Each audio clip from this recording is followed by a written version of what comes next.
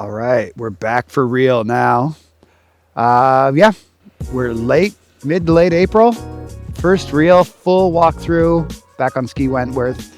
We're on the Blue Mountain course, and today's mission is to go through as much of the winter damage impact that we possibly can so that we can make our best assessments on how to utilize this space to its maximum. We have now been on the course for about 9 months since the first cut has been happened. And today's going to be a great day. It's going to also prove to see if we kept ourselves in shape this winter, if we can hike this mountain without dying, and also to see if some of the things that we did last fall, some of the switchbacks that we've made, some of the transitions that we've made, and really, most importantly for the fan favorite, some of the gold tees and gold baskets that we laid out with Simon are going to be practical, and what we would have to do from our ideal self to the real self of being here today. It's a little chilly, got a little bit of snow last night, so it feels like a maritime spring day. But overall, I'm pretty excited to see what we can come up with on this mountain and to make our working plan. We're trying to aim for about 30 days from today to be open and have our blue and red course, and around the middle of July to have the gold completely done. So that gives us about a 90-day window to implement all these changes, to build out our new areas of landing zones, of fairways, and to put in all the new additional baskets and the new additional tee pads. So it's a really exciting day on the mountain. So one of the really cool parts about seeing a course in 4 seasons is that every season represents something different. For those of us who live in the Maritimes, we had an extreme drought last year. It caught me a little bit by surprise. I hadn't thought about the forest being that dry. And so it was interesting in August to think, how do we mitigate some of these things? How important was that shade cover when things were so hot out in the open? So now being here in spring, especially in early runoff spring, and especially around places that have man-made snow on our mountain, is to really understand the impact that water makes. There's a lot of washouts. I mean, I'm staring at one right now that can be ditched. And so today we're going to go through and we're going to find out what did that winter snow load do to some of the trees that might have been weakened in Fiona a few years ago. What is the runoff doing? How can we utilize that runoff? And also, we see some new trails out here, some potential expansion trails for the bikers.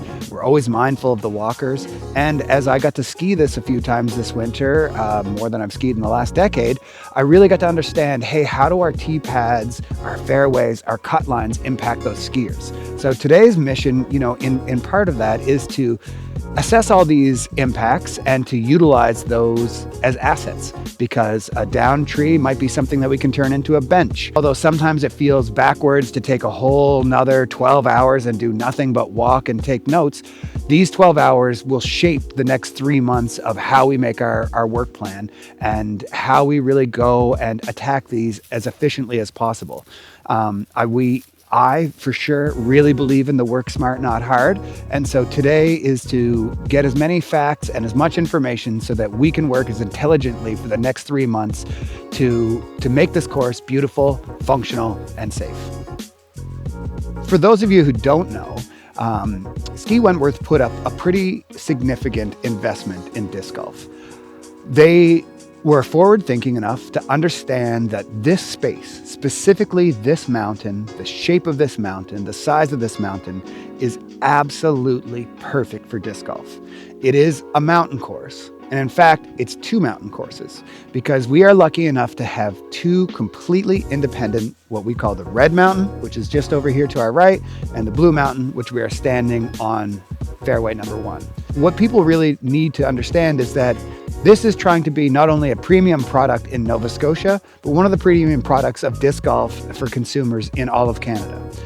We have not wasted any material. You'll see a lot of the holes, especially on the uphill climbs, we've made some beautiful benches. We had a great woodworker with us last year, Nick Hotelling. We hope to have him back this year to help with a lot of that infrastructure. We've mulched a lot of this blowdown. We've left some of the standing deadwood again for animal habitat. A lot of the hardwood trees that were in really great shape became firewood. Many of the service paths that we had to make to get machinery in, we did it in such a way that it can become spectator viewing areas for larger events. Oh my gosh, I thought you did it. And we've tried to work our best with all the other groups that use this mountain. The skiers being most paramount, they get kind of first crack.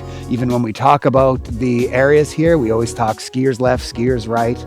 The bikers, who have done an outstanding job and have just reached international acclaim with some of the new trails that they're investing on near the south side of the mountain.